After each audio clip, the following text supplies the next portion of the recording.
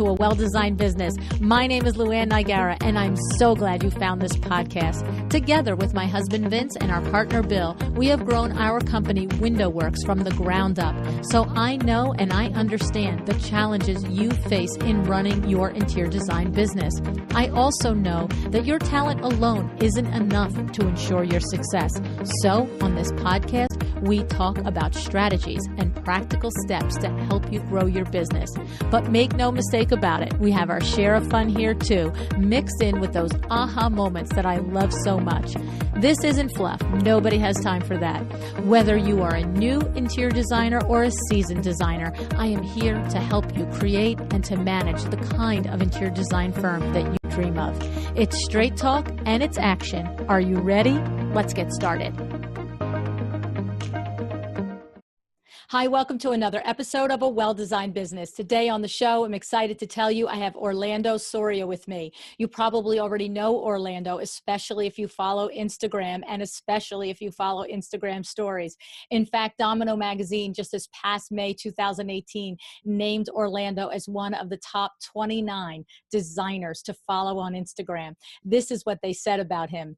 Hilarious captions coupled with gorgeous interiors. What more could you want from an Instagram page?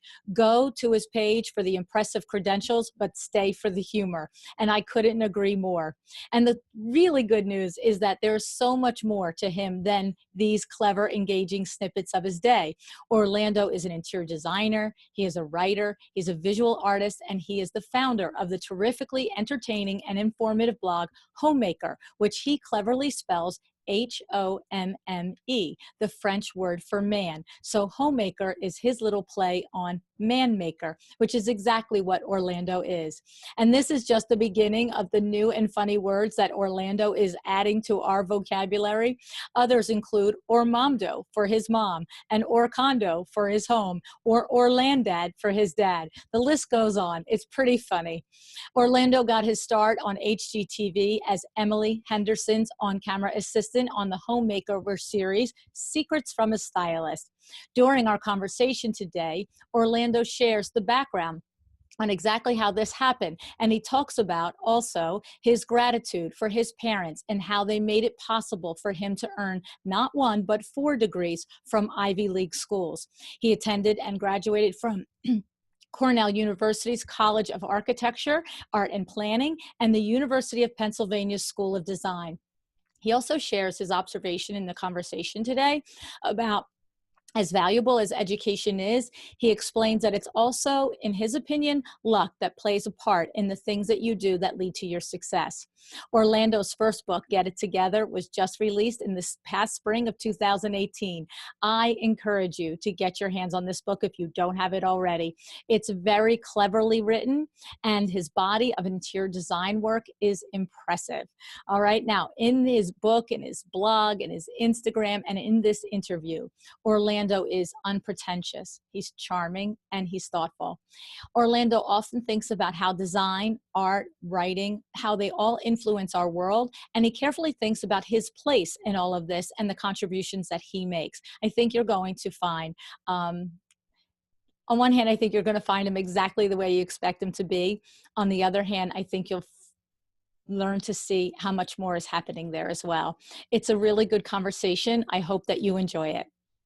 Before we do get to the interview, I want to give you a quick reminder. If you haven't already heard, I'm hosting a live business coaching event in Las Vegas this July 28th, 2018. If you are an interior designer or other creative entrepreneur, and if you know that you have the passion and the desire to be successful in your business, but you struggle with being profitable and you can't seem to figure out the next step, you need a little clarity and a little help, this is a small group coaching event with 5 of us business coaches and a very limited number of creative entrepreneurs that we are inviting and having at this event. So it is a paid event. You do have to register, but we are making a promise to you that if you have a struggle in your business, if you reached a plateau or you need help with focus on your next step, you're going to leave this day with exactly that. So if you'd like some more information on this powerful day, please head over to luannigara.com/Las-Vegas, luannigara.com /Las dash Vegas. Okay, I'm excited to introduce you to Orlando. Hi, Orlando. Thank you so much for joining me on A Well-Designed Business today. Hi, thank you for having me. I am fangirling here right now. So this is probably, yeah, it's so funny. Um, I was just sharing with Orlando in our pre-air conversation how anybody that knows me knows that I'm not a reality TV person, and I'm not even much of a stories person on Instagram. If I happen to open the Instagram app and somebody that I know personally, maybe I've interviewed them on the show or something like that, their story is right there, then I'll watch it. And then I'm usually like, oh, this is fun to watch this. But I have no idea. I think I was probably listening to somebody, watching somebody's story that I knew, and yours came on. And normally, as soon as the next one comes on, it's somebody I don't know, I just click off. I'm like, okay, now I can be off. But your Hey, who story, do you watch religiously? nobody. That's my point. I Oh. only randomly put it on. And if the first two or three at the top are somebody that I personally know, like a designer that I've interviewed before on the show, I'll be like, oh, let me see what Cheryl's doing today, or let me see what, Kim Hager's doing today, and I'll watch, right? But if I look and it's all people I don't know, I'm like, all right, forget it. I'm out of here. And so what happens is if I watch the first one of somebody I know, and then it rolls, because you know how it rolls right into the next one, it like hooks you in. It's like, those Netflix shows that just like in 4 seconds, the next one's starting. And you're just like, all right, we got to stay here for another hour, right? It can be addicting. Exactly. Right? I watched them for the first time in a really long time last night and was like, oh, I forgot these are fun. Yeah, right. And so yours came on. And normally as soon as a stranger comes on, I'm like, that's it, click off, get out of here, where you're in a rabbit hole. But yours came on, and I just was like, this kid is hysterical. And so then now every day I'm looking for Orlando and what is he doing? Well, sometimes I don't post at all, and then sometimes I post way too much. I'm a very up and down social media person. Yeah, it's funny. I'm not great at the consistency. I mean, I'm pretty good at posting every day, but sometimes there's a lot, and sometimes there's yeah. Well, are you having somebody edit some of them, because there's music in there, like a little? I'm like, how is he doing all of this? No, I mean, sometimes I'll play music on my phone. I'm also the biggest technical idiot in the world, so there's no fancy things going on. Sometimes it But looks pretty fancy. yeah, no, it's mostly just people don't know that you can basically turn the timer on and then move away from the camera. So people are always like, how are you filming this without touching it? I'm like, it's actually really easy. But I don't want you to know, because if that's one trick that I know that no one else knows, it gives me one head up. Well, I actually thought you had to have else. a whole production team. I thought, oh, there's music, there's this, and there's that. And no, I'm that's so funny. an idiot with it. That's so funny. So what happens is my loyal listeners know that the next thing that happens as soon as somebody catches my eye is then I go to their website and I want to learn about them. And so then when I went to learn about you, I found out that you had a brand new book. And the book is Get It Together. All right. An interior designer's guide to creating your best life. And so then I was very intrigued. And of course, then I reached out and asked if you would be on the show. And you said yes. And that was very exciting. And I totally fangirled on that. Hey. Well, I'm happy you have the book and that you got to see it. Yes, and I have been reading it and going through, my daughter as well, and we're cracking up. I mean, I just mentioned to you this one thing, how to make your home more inviting and more intimidating. Yeah. So what I love about this book, Orlando, is that you are your genuine self, the same person that intrigued me in the Instagram stories. Funny, charming, sweet, self-deprecating, just willing to be open and vulnerable. But what I love about the book is that all of that's there, and then the design is really actually very beautiful.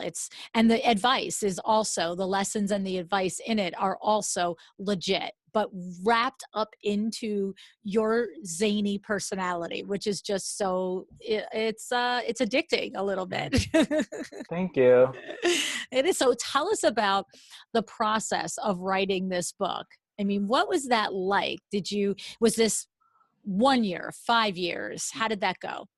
Yeah, so I mean, basically, just from the concept, like I did want it to be something that was like beautiful and aspirational, but my main goal was that it be really entertaining and engaging. So throughout the whole process, like I kept pushing for things to be really funny and silly and playful, and the publisher wanted to make sure that there was a lot of tangible information in Right. there. So thank God for my editor who, really made sure that there were lots of tips and tricks in there, because otherwise I would have just wanted to Would have been play. a comedy book. Yeah, like I want to just look at pretty pictures and then make jokes. But so I'm happy with the way that that turned out. So basically what happened is that just because of my blog and my social media, different people started reaching out to me about doing books. So I met with a few different companies, different publishers, and ended up ultimately going with the one that I thought would let me do what I wanted to do. I met with a few other ones that had really specific ideas about how they wanted the book to be structured. And I've had multiple friends write books that I really liked, but didn't necessarily feel like sitting down and reading because they were formulaic. So I wanted to make sure that I got to control the book in a way that made it the unique book that I really wanted it to be. So I ended up going with Prestel, which is a part of Random House. The next step after choosing a publisher is that you put together a book proposal. And if I had to do it all over again, I would take that part way more seriously, because the publisher really holds you to, sorry, just a second. The publisher really holds you to the contents of that book proposal. So Oh. um, there were parts of the book that by the time I had to write it, I was like, I don't know what I'm going to write about this. That I might have taken out if I had written the book proposal at a different time. I like, and I think if you ask most authors this, they'll say something similar or maybe even less. I like 85% of the book a lot. Like I love it. And then there's like parts of it that I'm like, if I do it that again, I would do something differently. I normally hate my own work after I make it, so that's a much higher success rate than I normally would have. Like, because I also like make paintings and other kinds of artwork and stuff that, like, when I look back on it a year on, I'm like, I don't like that anymore. So that's pretty good. But there are parts that I would have changed if I had known that I would have. And I can see not really realizing that they're going to hold you to it. I'm Yeah. surprised to know that as well. You would think, this is my book. You want to know what it's going to be about. Okay, here's the outline. But when I get going creatively and I start writing it, I'm going to take this out. I'm going to add this. And they're like, no dice. Well, I considered it more of like a sales document, the book proposal, and it really is a planning document. It like is what you plan on doing. Interesting. So That's a great distinction. That's a great way to do to make the distinction as well. I also just recently published a book. It came out in February, but I self-published it. And so the thing about that is that, to your point, what was first the first 10 or 12 chapters of the outline when I did it, they did not all become the chapters. I actually have 4 or 5 chapters saved in my computer of chapters, cut out. And I figured, all right, well, you worked hard on those darn babies. Let's just save them, and maybe you'll use them down the road somewhere. But I wouldn't have wanted to be held to the fire on that was a plan, as opposed to, I would have thought the same thing, that it was a pitch and not a plan. So good now, lesson. how did you keep yourself motivated when you were writing that? Because the one thing that I don't understand is, like, it was hard enough to motivate myself when I had an editor harassing me. But how did you do it without somebody else being like, hey, you have to do this by next week? Well, the reality of it is that I did a version of self-publishing. So on one hand, it's self-published, that I didn't go through and have to do the pitch and get accepted, and on the other thing. But on the other hand, I actually hired out the process of doing it. So I did all the writing, but I didn't. There was a professional editor that did for grammar and punctuation, right? Mm-hmm. And then they were facilitating. I designed the cover, but they had the cover made. Like, I didn't have to talk to the guy that makes the cover. And then to make the book be a book, to typeset it and to do that, I didn't do any of that. It all came with the service. And even as far as uploading it to Amazon and all of that technical, I didn't do any of that. I paid for that. And so what happened was the deal is that you pay up front. So that's very motivating because you Mhm. pay several $1,000s up front to do this. And then you sit down and you say, oh, tomorrow morning I'm going to get up at 6 o'clock and I'm going to spend an hour and a half on my book. And if you roll over and it's 6:15, you're just like, you spent the money for this, sweetie. Get up and go, you know? Yeah. Yeah. I So guess that would be motivating. I mean, it's just like hard enough to like structure your thoughts enough to write a book. Yeah, there's so much, it's so easy to like procrastinate. I actually knew that I wasn't going to be able to concentrate if I were in LA, so I went to my parents' house for 2 months. The way that basically, so I wrote the book proposal. There were months and months of, planning and back and forth about the production of the book.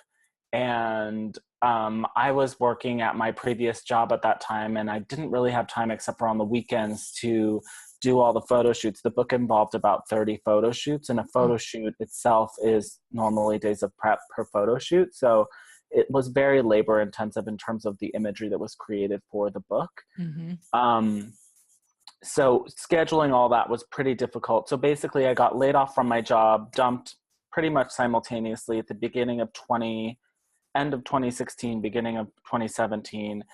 And I used that sort of mess I had time. So like, it was the worst time because I was in a terrible emotional place, but it was also the best time because I had time because I didn't have a full-time job anymore. So I did all the photo shoots really quickly in 5 months. Actually, a few of them had been done in fall of 2016, but most of them happened in spring 2016. Or sorry, 2017. And then once all those photo shoots were done, I immediately left LA for 2 months and wrote the entire book in that little chunk. Wow. And I would just go to, my parents live in Sonoma County, like an hour north of San Francisco. And I would go to like little coffee shops up there and sit and just be like, you're going to finish this section today. And I would do it. But sometimes even when you're under a lot of pressure, it's like, what do I write for this? It's a process. And, I really, my hat's off to you on yours because it is what you set out to be. You said that you wanted to really make it accessible, to make it a book that people wanted to read and not just a book to look at. And that's exactly what happens with this book. Yeah, I mean, that's my goal. I don't want to, I always go to like design events that are like for, to the trade designer type people. And I feel so turned off by them because I'm much more interested in how design relates to people's everyday lives and their emotional lives and their history with their families and their relationship to home and what they do in it, more than, just sort of like trade events where everybody's trying to sort of let you know how large their design vocabulary is and, how wealthy their clients are, etc. So I definitely wanted it to have that accessible vibe that was for the everyday person that doesn't know anything about design. Do you think that comes from your upbringing? You're raised in Yosemite. You were raised out in the woods with your parents and your siblings. Mm-hmm. And you have this gift, you have this talent. Clearly, you're a gifted writer, you're a gifted designer. You have that in you, and of course, you have also developed it and nurtured it. But do you think that wanting to make the connection and keeping it to the everyday person that you are helping them access into your design, people that are not normally going to hire a designer, do you think it comes from growing up in a place that wasn't pretentious, that wasn't about the beautiful windows and walking off Fifth Avenue? Mm-hmm. Like, have you thought about what that is, or is it just who you are and you would have been the same way, you think, if you did grow up on Fifth Avenue? No, I mean, I think I definitely had like an extremely humble, my dad is a doctor, my mom's a school teacher. We're not like from the poor rural or whatever, but my parents both grew up pretty poor. And I think that they both felt that design was something that was inaccessible to them, or that they, having a beautiful, perfect home was something that was above them. And what's been really fun is that I've recently been doing a lot of makeover projects at their new house that they bought up in Sonoma County. And it's like really fun to be like, yes, you deserve a beautiful home that is well thought out and completely composed. and this is something that's accessible to you that isn't out of your reach. Right, right. So yeah, I mean, I think that there's a part of it that, yeah, I didn't grow up in homes that were designed by professional interior designers, and most of the people that I know in my life didn't either. So I want people to just feel that that's something that's accessible to them, and be as helpful as I can in facilitating that. Yeah, it's, you never know what it is. It's always the culmination of all of your experiences that, make each of us who they are. But Mm-hmm. that is a particularly unique upbringing, Mm-hmm. to be brought up in Yosemite. But I have seen some of your lives with your mom. Everybody loves her because she's so sweet. She is. She is. You were doing. Well, and I love that you call her Ormando. Ormando. I can't even say. Ormando. We have, so here's what it is: Ormando, Orlandad, Orlon or Brolondo for my brother, but we can't think of one for my sister, which Oh, wow. Oh, oh, that's so funny. Yeah, or like you've been. Sisto, Or Orlanda. We haven't. My name is good because you can think of a lot of like ways to integrate other things into it. I know you have Orlando, and Yeah. so you've So, tried every variation of her name, of her nicknames, of everything. well, her name is Elisa, so it could be Orlandisa, but like it's so specific that I don't Yeah, know. It's not as good as branding as Ormondo is. Armando. I know Armando. Yeah. Someone Elisa. recently thought of another one for my aunts, which is Orlanto. This is what I'm saying. You guys crack me up. I mean, I love any sort of like wordplay or pun, so that's Yeah, like right up yeah. my alley. Yeah, it's fun. It's fun. But she was on the other day and she was like, go away. And you're like, what? What's the matter, Mom? We're filming. She's just, yeah, she's like a very practical lady. I think a lot of people relate to that because a lot of people's moms are like that, where they're Mhm. just like very nice, very sincere, very serious people. And there's something really beautiful in that. And also, like, my mom uh, is responsible for a lot of my creativity. I think my humor comes from my dad and my creative space. Like, growing up, like we would come to New York because my uncle lived in New Jersey. He lived in Ridgewood. And we'd go in and we'd go to like the Met and be there all day, or like we'd go to San Francisco a lot and go to the SF MoMA. So we were dragged around to like art museums and, ballet performances and Wow. stuff. And like that really engendered this interest in the arts in us at a really young age. And my mom has also been such a maker her whole life. She loves to sew. Like at Christmas, she would make everything, like all these gingerbread houses or like anything that Martha Stewart thought of, she thought of too. So, so I got that sort of excitement and sense of creativity from watching her. And that's that, and not only just that it comes out in your interior design, but you are also a big DIYer and a maker and a creator of art and things like that too, right? Yeah, there's something. Look, this thing right behind me, I made. Oh, no way. It's like a funny wall hanging. That I did with like out of stuff I found at the hardware store. But I mean, I like the idea of making something because it's kind of empowering, and it's sometimes it can be a way to have something that feels really high end and handmade in your home that you're not necessarily paying thousands of dollars for. There's Right. obviously a fine line with it. It can look terrible and cheesy if you do it the wrong way. So I try Right. to do it in a way that is really elegant and well done. And I think obviously the queen of that is Martha Stewart. She's like figured out a way to, that brand is all about how can we make things in our homes that are really elegant and high end and beautiful and craft, like, and if you look at all the crafts, if you look at Pinterest and look at most of the crafts, most of them are terrible, but Martha has figured out how to do them in like an amazing way. So is that a horizon for you that you like want to be the male Martha Stewart and like cash in on that? And you're already, I mean, your book is teaching people how to make their homes beautiful. Is this a career path for you? You emulate that? Yeah, I mean, I just have endeavored to make my living off of my creativity since I got out of school.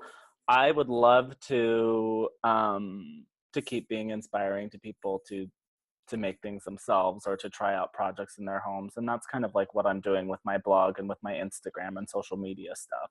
Good, very good. Well, it's working. It's definitely working. Yeah. Thank you. So tell me a little bit about being on TV. Let's just go down that, because I know people, this is the types of things that designers like to know about, and what was it really like? And so you spent time being the stylist with Emily Hendricks. So tell me about that experience from the standpoint of your career and of the return on doing it, on the actual how many hours a day, a week, a month did it take, and did it do anything beneficial to your career? Because you have a lot of people that aspire to do these things, and sometimes you have to ask somebody, what's your why? What do you want to get from it? So Mm-hmm. you've done it and been through it, and what would you look back and say was the lessons or the values that you got from it? So I think that was just such an interesting experience. It came at a time where I just like really needed a break. I had been doing not a break as in like I needed a big break, not like a break from work. No, you needed But a break, and something had to happen. yeah, so I spent most of my 20s sort of like trying to figure out what I wanted to do. I did graphic design, was laid off from that job because I graduated during the Great Recession. And then I started doing production design and set design and applied for a job that I didn't know was an on-camera role. And I had been doing like set design for movies and music videos and stuff. Um, and that ended up being that role on Secrets from a Stylist, which completely changed my life. I learned how to do interior design basically on that show, which was like interior design boot camp, because we would design one space twice every week. And we had 6 days to source and install this stuff. Wow. So it was like an insane turnaround, just figuring out how to get things, how to get them quick, how to get them in and out of a space on a budget. It was very grueling, but it was just a great design education for both Emily and I. Like she had just gotten off of Design Store and previously had been a professional photo stylist. So she wasn't a professional interior designer at that point either. Right. So the experience, I think, from the outside, I would have never imagined how much work a show like that is from watching it. The first episode, Emily and I slept over at the house the night before the reveal because we were working until like 4 a.m. So you mean you napped at the house, Yeah. basically? And we didn't know each other. So it was just like very quick, like meeting a new, friend that will always be like family now, figuring out the design, figuring out a TV show. Like I had been on sets kind of a lot because of my previous job, but I had never been the person that was expected to like do a ton of logistical stuff and then also be like happy on camera. So that was a good experience. I think, yeah, I mean, just in terms of like how that changes your career, everything that has happened since then is probably the result of that little snowball effect of like, you get this one little bit of publicity and then that helps you all the much more get another job or another opportunity. So I don't think I don't know what I would be doing at this point if I hadn't done that. It's hard to know. It was definitely a strike of luck that I think about all the time, and that I think, here I spent my entire life jumping through hoops thinking that like, I have to get straight A's and I have to do all these things and I have to go to like these fancy schools and blah, blah, blah. And then the thing that ended up getting me to where I am is that some casting director in Canada liked the way my face and my demeanor were, which is like kind of a terrible thing to realize. You're like, I could have done nothing. Like, I mean, I think that it's good that I worked hard, but it kind of like, and this is why I get so mad at people who have good fortune, who are so entitled about it and are like, oh, I worked really hard for this, so I deserve this. And it's like, no, there's so many decisions that have been made for you that are the result of luck and good fortune, that you just have to express gratitude for those things and not be like, and not be insensitive to other people who haven't achieved those things yet, because not everybody has the same opportunities. Right. Right. So in terms of like telling other people like how to lead their careers, I always try to like encourage people not to be too hard on themselves, because there is a certain amount that is left to chance. And I think as Americans, it's like hard for us to hear, because we want to believe that good work always results in success. And that's not always 100% true. Opportunities aren't the same for everybody. Right. You're right. You're right. I mean, within all of the things that you just said, there's a couple of things that occur to me is that, of course, that is true, that it isn't always just if you work hard, everything will work out. I mean, there is an element of luck and of being in the right place in the right time.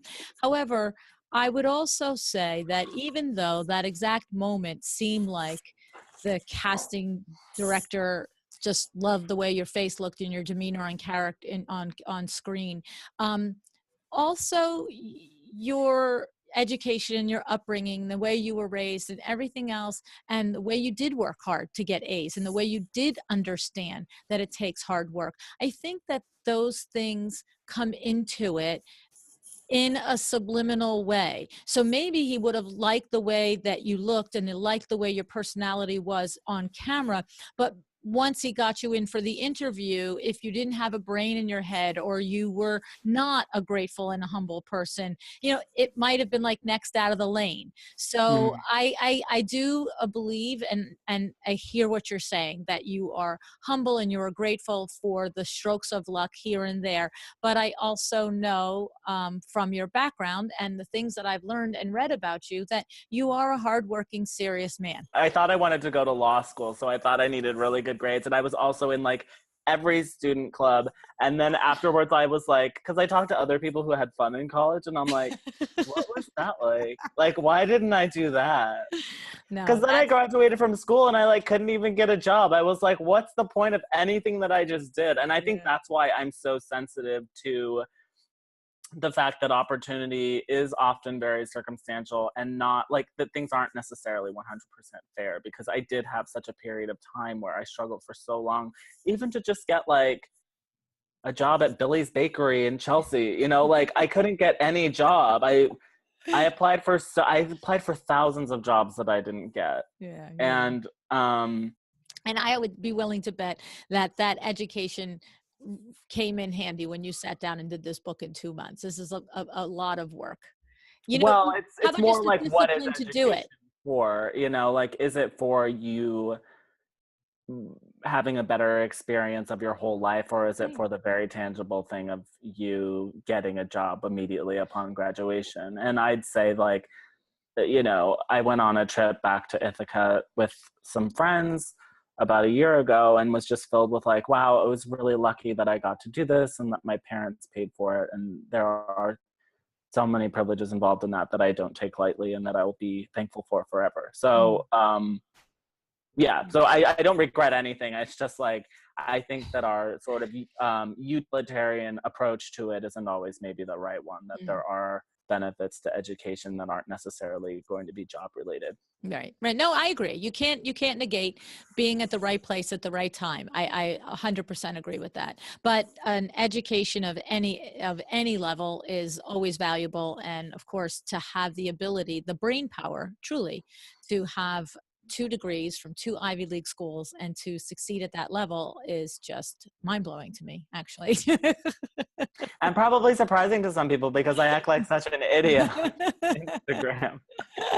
Well, that's what I liked about it. You see, that's what happened was your charm and your silliness attracted me. But then when I went looking, reading about you, I was like, this kid is smart and he has got something going on in his head. I want to meet him, you know?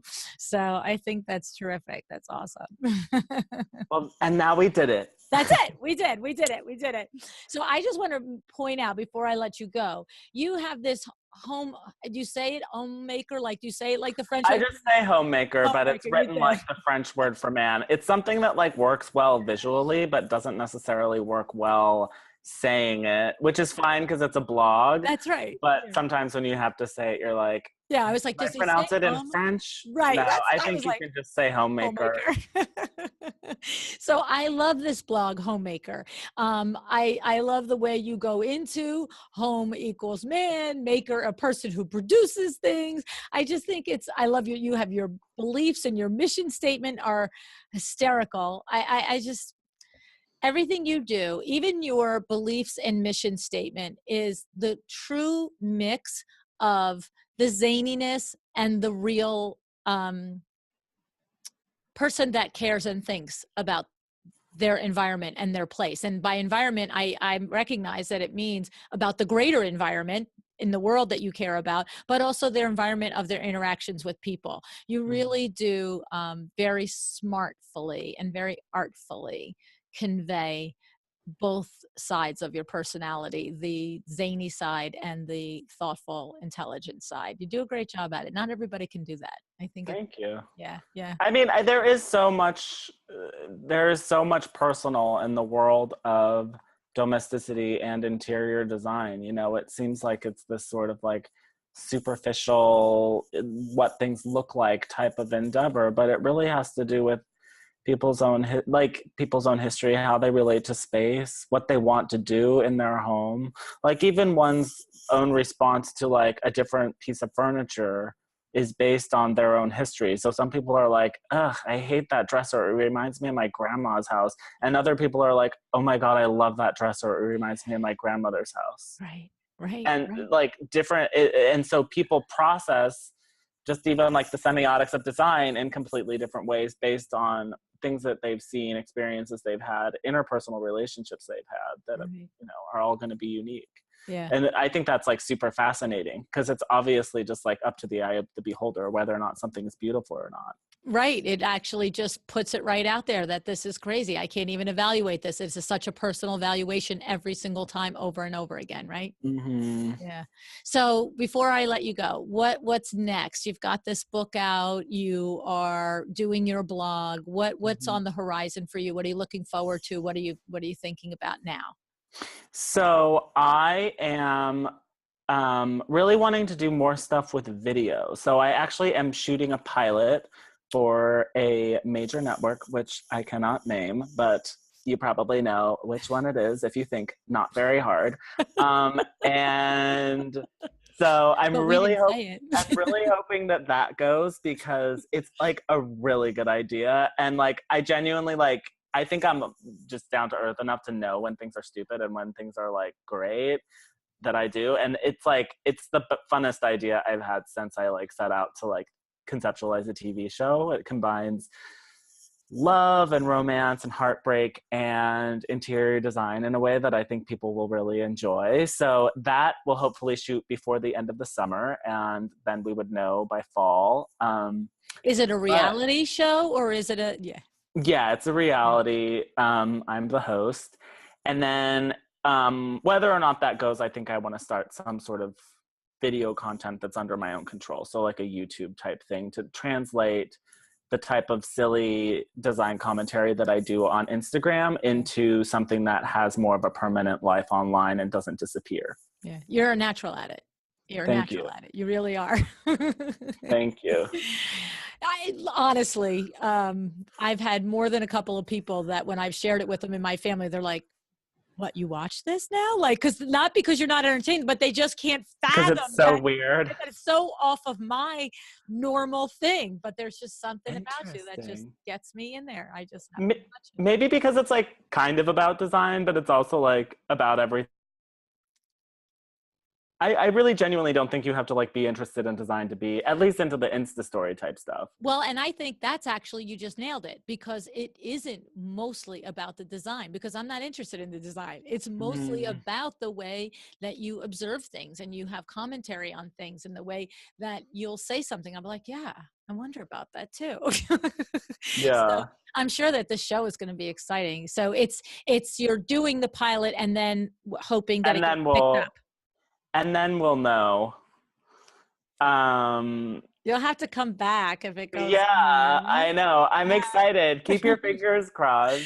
But like, even if it doesn't happen, I'll be really excited that I even got to film it and whatever. And if Yeah. this one doesn't happen, I think something else will, because the energy is sort of heading in that Yeah. direction. So Right. Well, I have and to I would just feel say good from a about it. business standpoint, if it doesn't happen, go and build your YouTube channel and make them find you, because that if you bring all of us to YouTube, then the studios and the TVs Yeah. will have to be like, well, this kid has got everybody following him. So they'll bring you back. You know what I'm saying? Then you'll hold the cards. Something that I've kind of figured out from living in LA long enough, because most of my friends are either in the design world or they're blogger, influencer type people, or they are like actor, writer type people. So I'm around people constantly who are auditioning for things, who are asking to tell their story, who are asking to get the opportunity to communicate. And I think that you have to have projects that are under your own control, like things like a blog or things like a YouTube, or just things that you don't have to go asking for permission for your right to communicate or your right to express yourself. So I am a firm believer in, like, if you don't get the opportunities that you seek out, to create them on your own. So I definitely agree with you there that, like, if it doesn't come to fruition in a network sense, it'll come to fruition in my own sort of Right, sense. right, right, right. Well, you have all the makings of it. You have like I said before, the personality, the charm, the smarts, the experience, everything. I'm not worried one bit about your future. Thank you. So Yes. yeah, no, really. So thank you so much for taking the time to be with me here today and like letting me fangirl on you. It's so crazy. Of So course, it was an honor. I really did enjoy learning more about you and getting the chance to talk to you firsthand after reading the book. And I'm going to keep watching you on stories. So, Thank you. all right. All right. Please Thank you do. so much, Orlando. All right. Thank you. Take care. Okay. I hope you enjoyed this conversation with Orlando. I certainly did. I think what I love the most is that he is exactly as he is on social media. What you see is what you get. And if you do watch his stories and you specifically have seen the ones where he talks about his sponsors, you can hear that he believes in the companies that he aligns himself with. And this is because outside of the specific sponsor content, when he's sharing his day-to-day in real life, we can see how the things that he talks about are then the same sorts of companies and things that he sponsors. In other words, his values align with the values of the people that he collaborates and sponsors with. Okay. And the thing is that this is a key takeaway for you and your business too. Now, maybe you don't have the need or opportunity for sponsors, but what do you write about in your blog? And what do you show and feature in your Instagram feed? Do you show the world what you believe in? This is critical. You need to show the world what you stand up for and present yourself as your true, authentic self. Because this way, when a client does find you through Instagram or your blog, when that potential client actually speaks to you and calls on you, you want them to have the same experience that we just had with Orlando here. You want them to say, whoa, you are as exactly as I imagined and I hoped you'd be. I feel like I know you already. Isn't that the key to everything in life and in business? To understand your own personal core values and then express them so that your ideal client can relate to you and find you. If Orlando inspired you today, be sure to let him know on Instagram and let him know that you are cheering for him and hoping that his new TV show and that pilot gets picked up and it will be a huge hit. Lastly, let me be true to my business beliefs and thank the sponsors of this podcast, starting with My Doma Studio, the best software platform for managing your interior design business. All your projects, invoices, mood boards, vendor communications, all in one place. Visit mydomastudio.com/a-well-designed-business. And we have Cravat Inc., the leader and your trade resource for the highest quality fabric, wallpaper, furniture, rugs, and accessories. For the trade only, you can get an additional 10% off any one Cravat fabric, wallpaper, or trim purchase. Simply use the code AWDB10 at checkout. We also have Camp Chroma as a show sponsor. Camp Chroma is your online on-demand resource to learn how to become an expert color strategist. This course is for you if you want to confidently select interior or exterior colors every single time. This course is good for you whether you are an interior designer or not.